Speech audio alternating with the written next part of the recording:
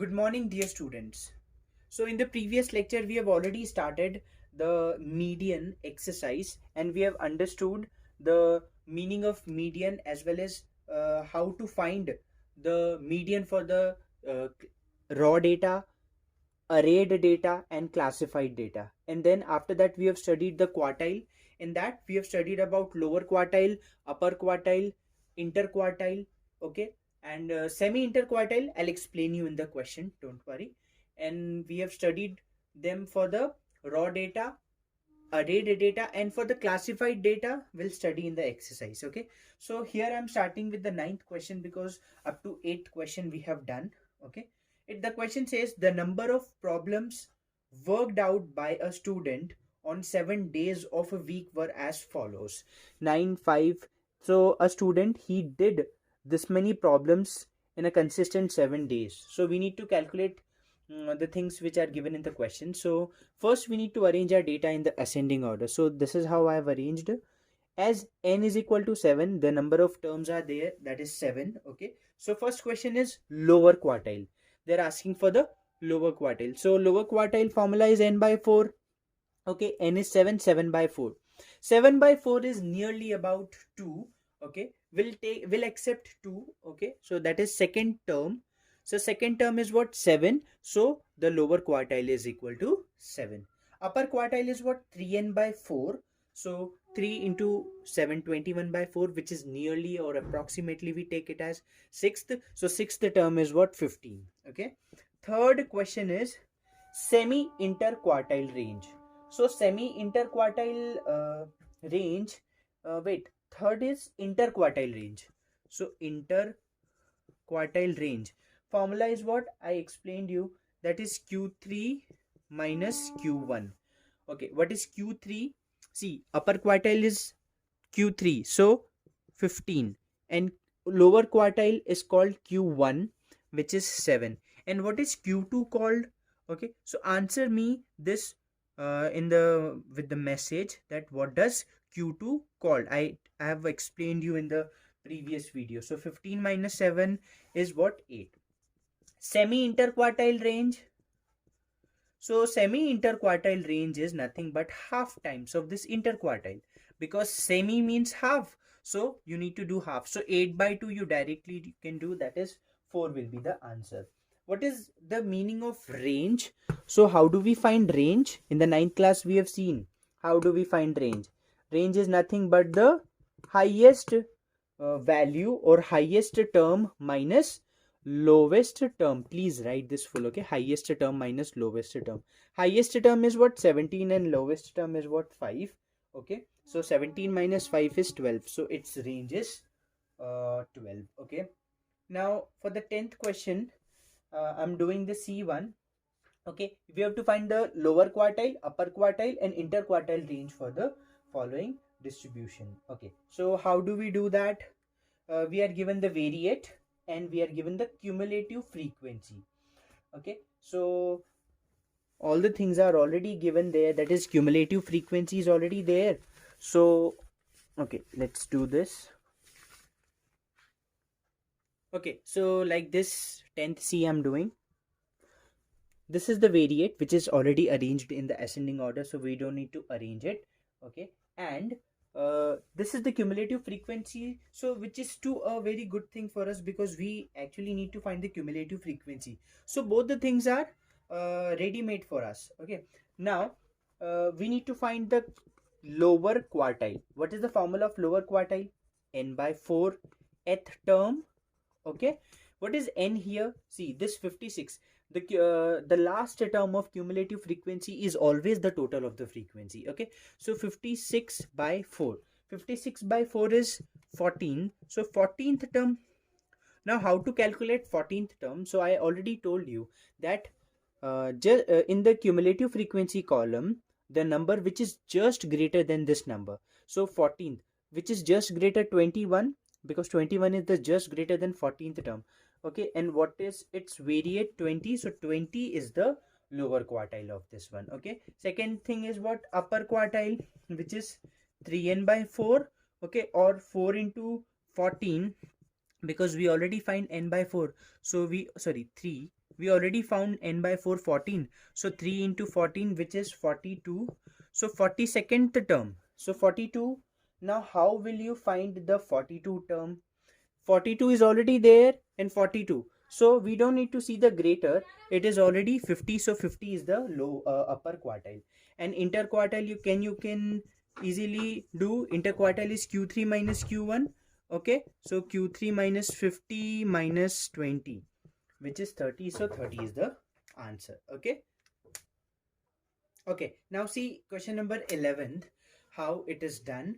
See, for this question you need a graph. So I request all of you to please purchase a graph copy and solve this question from the 11th one, because we will be going to understand the ogives. Okay, so the marks obtained by 120 students in a test are given as below. Okay, from 0 to 10, 10 to 20, and so on up to 90 to 30.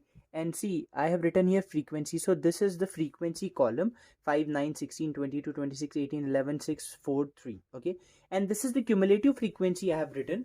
Okay, to use this space for the graph, that is why I have written like this. So please you write in a proper way: 5, then 5 plus 9 14, 14 plus 16 30, then 30 plus 22 52, 52 plus 26 70. So this is the cumulative frequency table, column, the third column. Okay, now let's plot how we will plot the graph using how we'll plot its ogive. Okay, so in the x-axis we are going to take marks.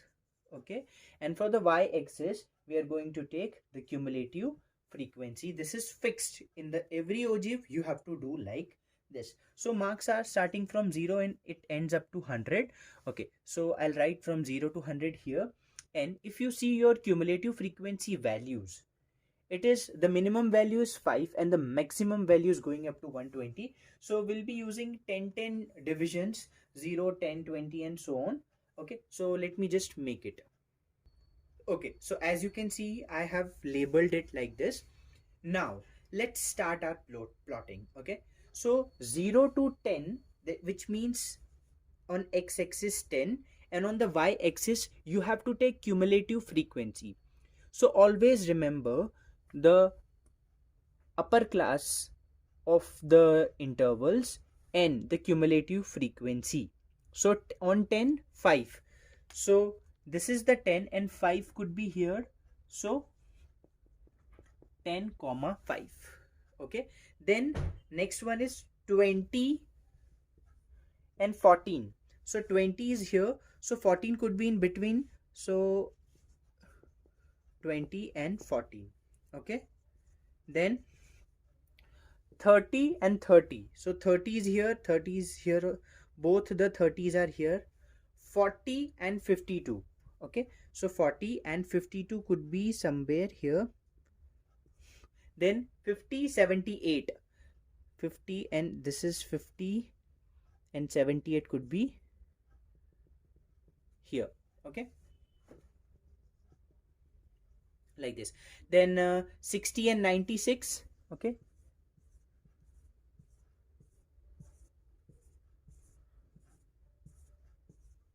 for your better understanding. Okay, fifth, where we were 60 and 96. So 60 and 96 could be 60 and 96 will be here. Then 80, 113. So sorry, 70 and 107. So it would be somewhere here, then here. Then I'm just explaining you in a rough way. Okay, so join the points with the free hand. Okay, so on joining the points will get this such type of more than type. That means increasing curve we will be getting. Okay, so please label this all the points. Okay, and make this ogive. This is called the more than type ogive. Okay, what does this call? This is a more than type ogive. Now what we have to do, we have to find median. How we will find median? We have the median formula. What is the median formula? N upon 2 for the classified data. So 120 by 2, which is what? 60. Okay, now you have to see 60. So where we will see the 60 now in this. So just see 60 on the y-axis. Okay, where is 60 here? So you, with the scale, you need to draw a line here, straight line, and wherever this point is, you are getting, just make a perpendicular from this point. Okay, and read the value on the axis. Okay, here you are getting 42 as the answer. Okay, as in this is a rough. So from the answer sheet I have seen, the answer is 42. Okay, so how does this 42 came?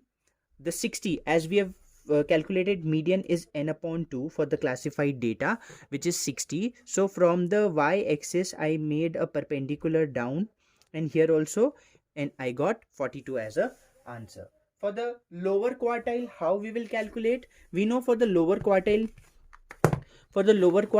we have n by 4.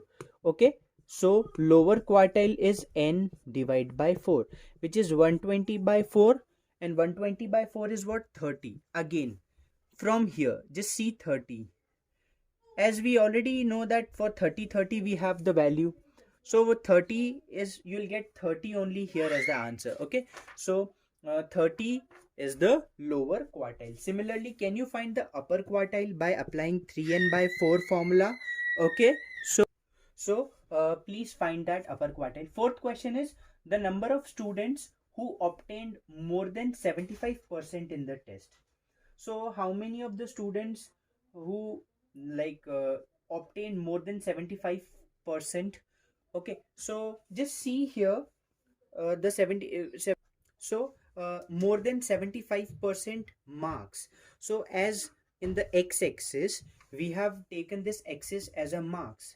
So 75, you need to check where is the 75. Then you need to drop a perpendicular here, the straight. Okay, okay, I'm rubbing this on the 75. You need to drop a perpendicular and just check where it is falling on the y-axis. So it is falling on 110. Okay, then you need to subtract 120 minus, then it will be the total 120 minus 110, that is 10 students. Okay, how I will subtract? Because this much will be 10. Okay, so 10 are the students, those who secured more than 75%. The number of students who did not pass the test, if the pass percentage was 40, so with the 40, what you have to draw? You have to drop a straight line here and just check where it is falling, and then you have to subtract. Okay, so you can just do the number of students who did not pass test. If the pass percentage was 40, so just check how much the difference is coming. Okay, so similarly, in the 12th question you need to just draw a ogive and get the median. So this is also very easy, because in this question, this 11th question, you have I have taught you median, lower quartile, upper quartile, the three things. So the 12th question and the 13th question are based on that only. Okay, so try to do it if possible. Please do this 14th question also. From the 15th question we will see. Okay, okay, till that, thank you so much, have a nice day, take care, and in the next lecture probably we'll complete this exercise and we'll head to the mod. Okay, thank you.